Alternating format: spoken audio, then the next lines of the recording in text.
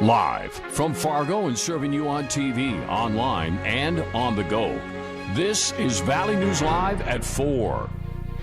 In today's Top 4 at 4, Red Lake police are investigating a shooting at the reservation. Police say the call came in around 11:30 last night, but could not specify where exactly it happened. Sources tell Valley News Live that the male victim was shot at least 10 times. Police are declining to give more information on what happened or how the victim is doing. And Fargo police officers found a body in South Fargo last night. The first call came in around 9 behind M&H off Main Street for a disturbance. While police were investigating the call, officers saw a man lying on the ground. He was taken to a local hospital where he was pronounced dead. Police confirmed that the body was not Robert McKinnon, the Fargo man who has been missing since October 1st.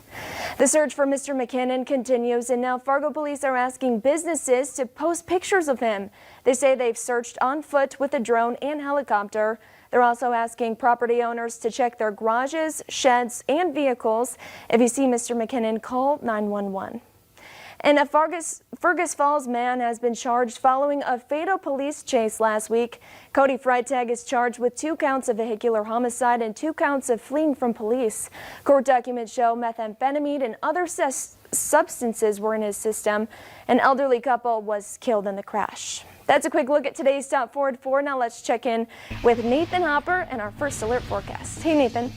Hey, Callie, another windy one for us, but those winds were coming from the opposite direction than they were yesterday. We've got southwest winds today.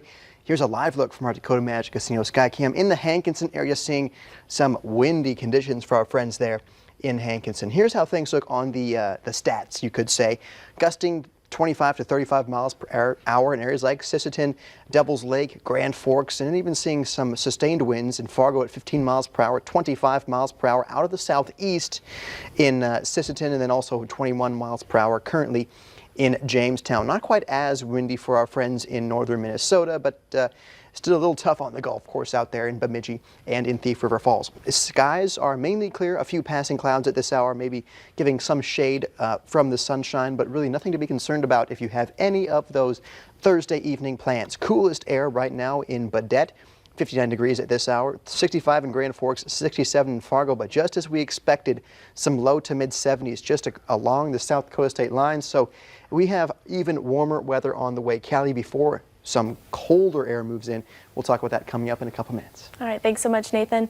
And despite rising COVID-19 numbers in Cass County, Governor Doug Burgum did not change Cass County's risk level from its current moderate level in this morning's news conference. And while he did acknowledge the rising number of cases and deaths across the state, Governor Burgum told North Dakotans that there's no need to panic. Valley News Team's Bailey Hurley is live in the studio now and has a breakdown. Yeah, Kelly, just in the last 7 days, North Dakota has seen 54 deaths due to COVID-19 and over 3,000 new cases. And right out of the gate this morning, Governor Burgum acknowledged North Dakota's recent national media attention, including an article by the New York Times released Wednesday, criticizing both state and health officials' response to the recent COVID-19 surge, which has put North Dakota as the second worst state for COVID-19 cases per capita. But Governor Burgum assured North Dakotans the high amount of cases is all thanks to the amount of testing.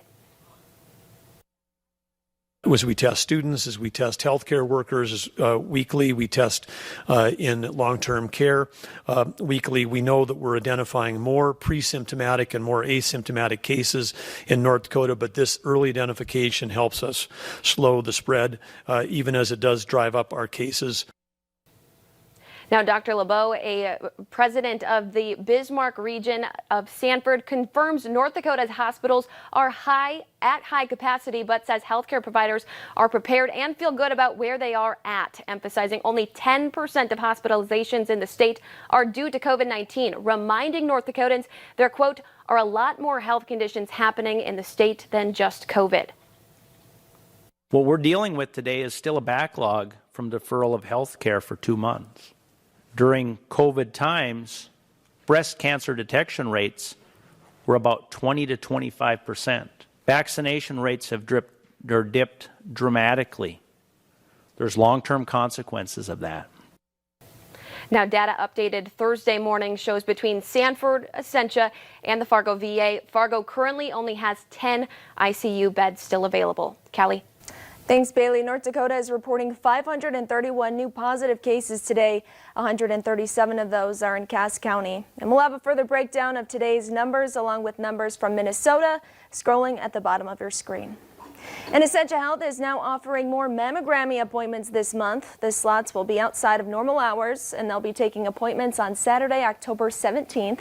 They say this is important as regular mammograms because it can help your provider detect breast cancer before you have any symptoms.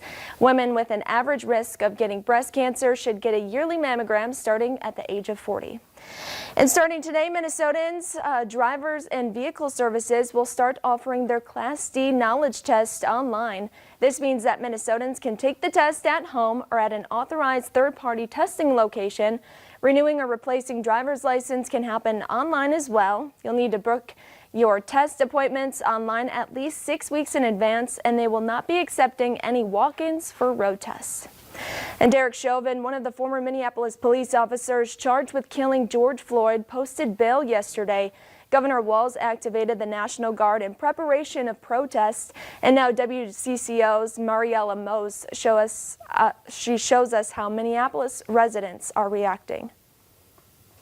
It just feels like he's dangerous and that he shouldn't be out in the street. Leslie Raymond is the president of the Minneapolis NAACP. She says she's not surprised people quickly made plans to take to the streets as soon as they heard former Minneapolis police officer Derek Chauvin posted bail and was released from prison Wednesday. I think we need to be in communion, right? I think we need to be activating and focus on what matters, right? And making sure people feel empowered and that they know that all hope is not lost. Wednesday night, this communion of protesters marched from the George Floyd Memorial at 38th in Chicago towards downtown. Say his name! George Floyd! Say it loud! George Floyd! Ultimately turning around near Lake Street and heading back towards the memorial. Malachi Owens was among the marchers. At the end of the day, you know, people are furious, they're angry, and they're justifiably angry. And I am angry as well. And, you know, we just need justice in our communities and our streets, and we need to actually hold corrupt cops accountable. Before sunset, Mayor Jacob Frey made the call to Governor Tim Walz, asking him to activate the Minnesota National Guard.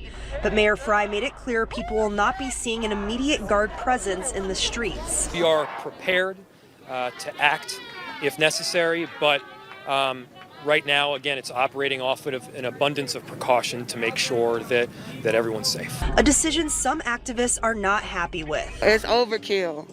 And again, it's like we always put property over people. That's what that sends a message to. We didn't care about George Floyd's life, but we care about the property. And next week's presidential debate is set to be held virtually, but one candidate refuses to participate. We'll tell you how both campaigns are responding next on Valley News Live at 4. And temperatures will cool into those upper 50s for us with that breeze sticking around with us through the midnight hour as well. In Grand Forks, a little bit cooler, cooling into those low 50s or low to mid 50s by the midnight hour. Also, we do have a first alert weather day for Sunday. We'll break down what that means for your weekend plans next.